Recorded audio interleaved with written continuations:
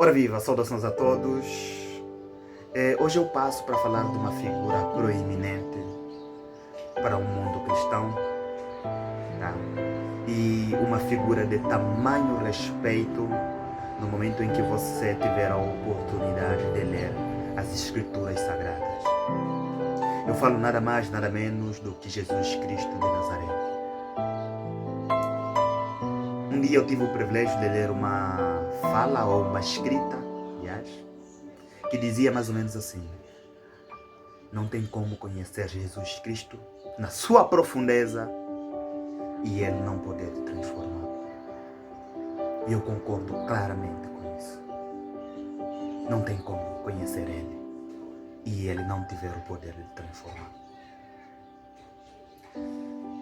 Para se termos uma noção, para que se estabeleça a justiça no mundo, para que se tivesse um padrão do que é certo e errado, uma grande injustiça teve que ser cometida.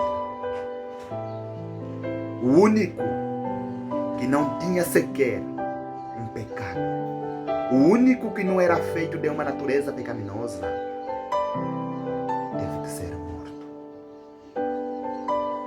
E esse conto é descrito por um médico cientista, e ele o faz com a precisão de um clínico. Lucas, tendo em conta os seus critérios de elegibilidade, ele filtra de todos os discípulos e amigos, aquelas pessoas que conviveram com Jesus Cristo, ele filtrou e foi diretamente à fonte principal, que é a Maria, Mãe de Jesus Cristo. A narrativa começa da seguinte forma: em uma condição de extrema tensão, levada por ter sido a pessoa na qual deveria cumprir com todos os pecados do mundo, devem ter esmagado profundamente Jesus Cristo. Durante muito tempo nós praticamente nos apegamos exclusivamente ao abatimento físico de Jesus Cristo. Nos esquecemos do abatimento moral. Jesus Cristo passou por sofrimentos morais. Se fosse comparado aos tempos atuais, provavelmente seria um padrão de depressão profunda que a pessoa nem conseguiria se levantar da cama. Portanto, comparando o sofrimento de Jesus, tendo em vista as nossas mazelas existenciais, são como se fosse uma pequena gota de água em um mar, em um universo. Hematidrose, uma condição raríssima, conhecido como suar sangue.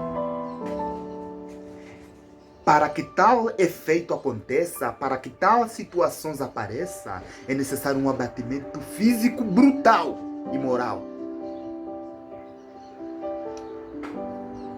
Portanto, as grandes concentrações dos níveis de catecolamina liberando pelas glândulas suprarrenal, drenando a nível da corrente sanguínea, fazem com que a frequência do coração se eleve de tal forma que também as pressões arteriais acompanham o mesmo aumento da frequência e da pressão arterial. Isso leva a tensões a nível dos pequenos vasos capilares, fazendo com que o sangue se extravasa a nível das glândulas sudoríparas. E em vez de ser expelido o suor, é expelido o sangue juntamente com o suor. A isso nós chamamos de hematidrose. Uma condição extremamente rara. Para você ter uma noção, você nunca chegou ao ponto de chegar até essa condição extrema. Mas provavelmente você já deve ter passado por situação que te deixam em uma condição de profunda agonia, tá? Em que você tem um calafrio, tá? Os teus intestinos começam a peristaltar, tá? O estômago embrulha, conforme dizem, utilizando um português mais coloquial. Pensa isso em Jesus Cristo, mas de forma mais brutal, de forma mais severa, e aquilo permanece por dia. Por dia. Após essa condição angustiante que Jesus Cristo passou, Jesus Cristo é entregado como um condenado às mãos dos sacerdotes. E essa história nós conhecemos bem. O desempate entre Herodes e Pilatos. Pilatos teve que ceder. Jesus Cristo é entregue para ser flagilado. Lembra? Em um corpo já extremamente alterada por microscópicas hemorragias do suor de sangue. Agora começa o flagelamento físico. São várias chibatadas por cima da pele de Jesus Cristo. Quem pode imaginar? Quem pode imaginar?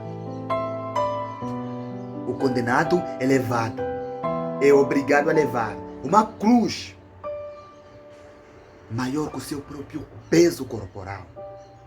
E caminhando a uma distância em um terreno totalmente áspero, cheio de pedregulho, descalço,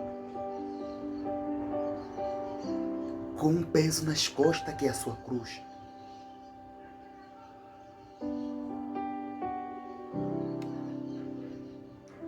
Jesus Cristo é levado.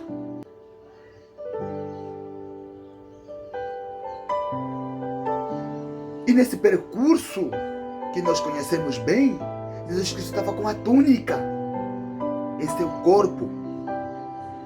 Em certo momento, Jesus Cristo teve que ser tirado essa túnica do seu corpo. É arrancado, é puxado. E nós conhecemos, para quem já teve o privilégio, um dos dias de ser curativo, a uma ferida, aonde gases adere à carne viva. Puxar esse gases gerador. Porque a túnica de Jesus Cristo aderiu-se às chagas das feridas na qual foram geradas pelas chibatadas em que ele levou. Ao arrancar isso, se dilaceram os nervos sensoriais. Jesus Cristo deve contrair o rosto de grito, porque aquilo gera dor profunda. É uma dor profunda. Portanto, Jesus é levado e exposto a uma cruz. Os soldados pegam um prego pontudo e enferrujado, tá? E pregam a nível do seu braço. E lesam o nervo mediano. Na hora que o prego passa, o nervo mediano é lesado. A arquitetura do corpo em si, tá? Foi projetada de tal maneira, porque se sabe que os grandes troncos nervosos, se fossem lesados facilmente, haveria um risco proeminente de você perder a mobilidade por resto de toda a sua vida. Mas para tal, os grandes troncos nervosos, eles passam em direção aos ossos, às grandes estruturas ósseas, fazendo com que esses ossos se tornem como um protetor desses nervos. Se você nesse exato momento você sente, é porque você tem nervos sensoriais a nível das suas terminações dérmicas. Você tem nervos sensoriais. Agora pensa que esses pequenos nervos sensoriais que você sente aqui, que você tem aqui, tá? Ele vem de uns principais troncos nervosos que passam em direção às estruturas ósseas. E o prego perfura exatamente esses grandes troncos nervosos. Jesus Cristo deve ter contraído rosto de assustador e dor naquele exato momento. Porque eu não imagino que tamanha dor é essa. Ao levantarem a cruz, esses mesmos nervos se esticam de tal forma como se fosse uma corda de um violino, que a cada solavanco geram dor atroz. Geram dor atroz em Jesus Cristo. Mas não, o sofrimento não acabou por aí. O sofrimento não acabou por aí. O prego que foi inserido a nível do seu nervo são pregos enferrujados. E nós conhecemos que a ferrugem em si, quando não tomada devidas precauções, ele gera tetania. E Jesus Cristo passou por essa condição. A tetania é uma condição em que gera enrijecimento dos músculos. Os músculos se enrijeciam de Jesus Cristo a nível daquela cruz. O corpo se enrijecia e os músculos respiratórios em si também se enrijeciam. O ar entra, mas não consegue sair. É isso que os clínicos chamam de patologia respiratória restritiva ou obstrutiva. Jesus Cristo não consegue respirar, o ar entra e esse ar tem dificuldade de sair, como se fosse um asmático em plena crise. E aí começa a asfixia. Jesus Cristo, todas as vezes que ele queria falar, ele tinha que ter como referência os pregos dos pés. E para piorar, lhe foi dada uma coroa de espinho. Para quem tem o contato com o mundo da cirurgia, você sabe que não existe nenhuma outra parte que sangra muito mais do que o couro cabeludo. O couro cabeludo sangra muito. E Jesus Cristo, na hora que se levanta, tendo como ponto de referência os pregos dos pés, ele não pode levantar a cabeça de tal forma, porque as pontas das agulhas começavam a penetrar no seu crânio, na sua calota craniana. Tudo isso para quê? Tudo isso para quê? E ele grita: Deus meu, por que me desamparaste? E tudo que veio do céu é silêncio. E o impactante que até hoje gera comissuras a nível do seio da psicologia comportamental era supostamente desencadear um gatilho de nervosismo e descartar tudo que é naquela condição de extrema agonia. Mas não.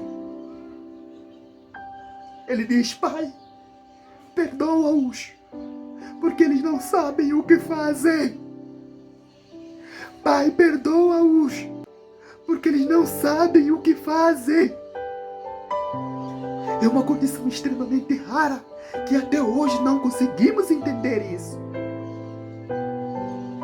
Não conseguimos entender isso. Alguns descrevem que do céu veio o silêncio, porque um pai, uma mãe, ao ver o filho naquela condição, não conseguia ser capaz de enxergar aquilo. Alguns dizem que foi por isso que houve um silêncio no céu. Mas ele diz, no final, que está consumado. Está consumado. E lá em outra parte da Bíblia, nós encontramos uma parte que diz, independentemente daquilo que estejamos a passar, tende bom ânimo, porque por intermédio disso, ele venceu o mundo.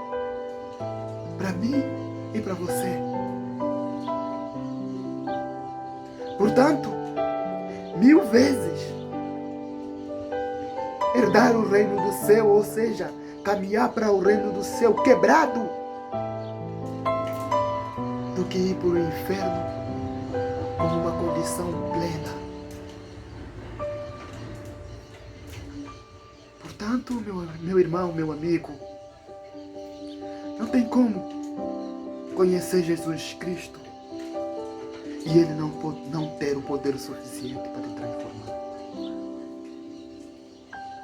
É uma essência pura. A minha vida e a sua vida não é mais um mero acaso de um estraçalhamento cósmico. A minha vida foi criada e ela tem valor. Portanto, para que eu pudesse ser resgatado do mundo do pecado em si, teve que ser pago com um pacto de sangue. O único justo, aquele que nem sequer tinha pecado no mundo, teve que morrer. Teve que morrer.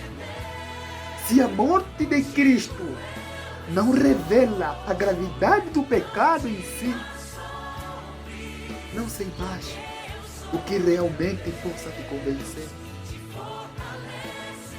Não sei mais. Não há